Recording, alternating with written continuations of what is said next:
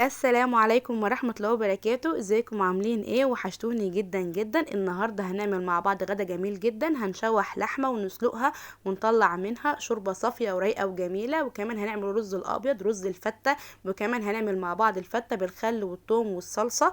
هنديكم بقى افكار لفطار رمضان. بس قبل نبدأ الفيديو مع بعض عايزاكم تشتركوا في القناة وتفعلوا الجرس وتعملوا لايك وكومنت كده جميل زيكم. انا عامله لكم قائمة تشغيل اسمها تجهيزات رمضان 2023 جنب الفيديوهات بتاعتي. تعالوا نشوف هنحتاج ايه ونعملها ازاي مع بعض. اول حاجه معانا اللحمه بتاعتنا، ومعانا بقى الخضار اللي هنشوح باللحمه. معانا بصلايه كبيره وطماطمايه وجزرايه كده صغيره، مش هحط اكتر من كده. لو حابين تحطوا فص ثوم مفيش مشكله عادي. معايا معلقه صغيره من الفلفل الاسود، ورق اللورا والحبهان والقرنفل. ونحط بقى حله على البوتاجاز نولع عليها النار، ننزل بقى باللحمه كده عشان خاطر نشوح اللحمه. وبعد ما نحط اللحمه على الحله على النار، ننزل بقى بالخضار بتاعها، البصل والطماطم والجزر، وننزل بالتوابل بتاعتها، الفلفل الاسود والحبهان ورق اللورا والقرنفل. مش هحط اكتر من كده، واديها تشويحه. لما تاخد تشويحه على الجنب الاولاني ابدا اقلبها برضو على الجنب التاني، بس بهدي النار شويه عشان خاطر اللحمه ما تتلسعش مني من الارضيه. وبغطي عليها وهي بتتشوح. حركه التشويحه ديت بتخلي نفس الشوربه واللحمه جميل، وكمان بتساعد في التسويه وبتخلي اللحمه تستوي على طول. تمام كده. بعد ما اللحمه بتتشوح معايا انزل عليها بالميه بتاعتي. بحط بقى ايه معلقه سكر صغيره عشان خاطر اسرع من سوى اللحمه بتاعتي عشان تستوي معايا بسرعه. وبروح ايه مغطيه عليها لحد ما اللحمه تغلي. لما اللحمه بتغلي بتعمل كده ريم على الوش، زي ما انتم شايفين كده ريم ابيض كده. بلمه كده بالمعلقه واشيله من على الشوربه خالص. وبعد كده بقى ايه بهدي النار شويه عليها واسيبها ايه تستوي مع نفسها. نعمل مع بعض بقى الرز. حطيت حله على النار فيها سمنه او زيت او زبده، الماده الدهنيه اللي بترتاحهم فيها. ومعايا 3 كوبايات رز مغسولين كويس جدا. بعد ما السمنه او الزيت بتسخن بنزل عليها بالرز. انا هعمل رز ابيض عشان الفته، يبقى اسخن الزيت او السمنه واحط عليها الرز على طول، والملح بتاعي اظبطه. وادي كده الرز واقلبه تشويحه مع السمنه او الزيت. لازم الرز يتشوح كويس جدا مع السمنه والزيت والملح عشان خاطر الرز دوت ما يعجنش مني. وبعد ما الرز يتشوح بنزل عليه بالميه بتاعتي. 3 كوبايات رز مصري بيحتاج 3 كوبايات من الميه. لكل كوبايه رز كوبايه ميه. الطريقه دي مظبوطه جدا جدا للناس اللي لسه بتتعلم الرز. تمام كده. وبعد ما بقلب الرز خلاص، واروح مغطيه عليه واسيبه لحد ما يشرب الميه بتاعته ويغلي.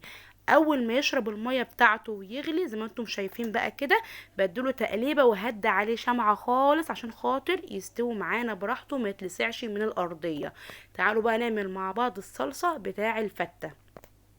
اول حاجه معانا ايه 3 طماطمات كده ضربتهم في الخلاط. ومعايا كام فص ثوم مضروبين برضو او معجونين كده ناعم. ومعايا خل. وطبعا هحتاج بقى ايه ملح وفلفل اسود وكمون. معايا بقى العيش بتاعنا، العيش البلدي او عيش ابيض او اي نوع عيش عندكم. بقصه كده بالمقص زي ما انتم شايفين قطع صغيره عشان خاطر هعمل الفته بالعيش. في بيبقى عيش مخصوص كده بيبقى ناشف كده وقابب كده. الناس من الفلاحين هتعرفوا اسمه عيش ملدن او عيش ناشف، ايا يكن اسم العيش عندكم ايه. تعالوا بقى نعمل الصلصه ايه بتاعه الفته. حطيت بقى معلقه توم على معلقه سمنه كده واقلبهم لحد ما ياخدوا اللون الذهبي الجميل. وانزل عليهم بمعلقتين 2 كبار من الخل كده.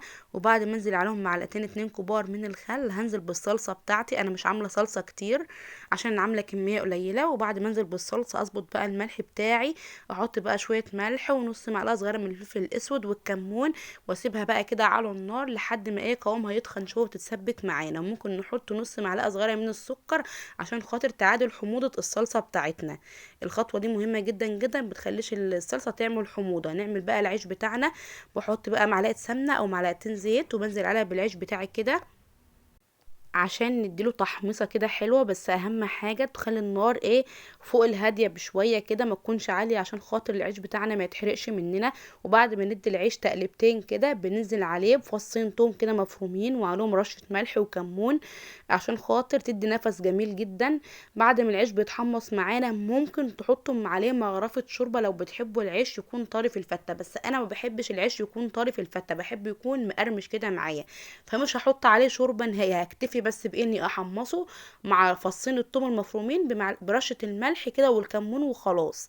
هنغرف بقى مع بعض الفته. اول حاجه بنحط كده العيش، بيكون مقرمش جدا وجميل جدا، اللي حب يكون طري يحط عليه مغرفه الشوربه، وهو بعد ما يتحمص معاكم ونسيبه شويه كده هيطرى خالص. بعد ما حطيت العيش في قلب الطبق، هنزل بقى بالرز بتاعي زي ما انتم شايفين كده. بفرد الرز على العيش، دي الطريقه التقليديه بتاع الفته اللي معروفه عند الكل.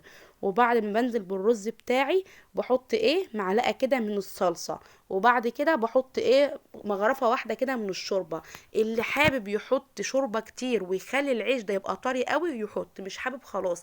بس انا بحب الفته يكون العيش مقرمش فيها كده، يكون اكل حاجه كده بتقرمش تحت اسناني، بحب طعمه كده خرافة بصراحة.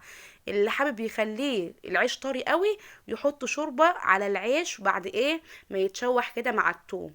ودي اللحمة بتاعتنا زي ما انتم شايفين، وده الرز بتاعنا خلاص. وبحط هنا بقى مغرفة صغيرة كده من الشوربة على الرز. قد طعمها خرافة جدا جدا، وجربوها هتعجبكم وتنفع لفطار رمضان. وكل سنة وانتم طيبين. يلا بقى، سلام عليكم، باي باي.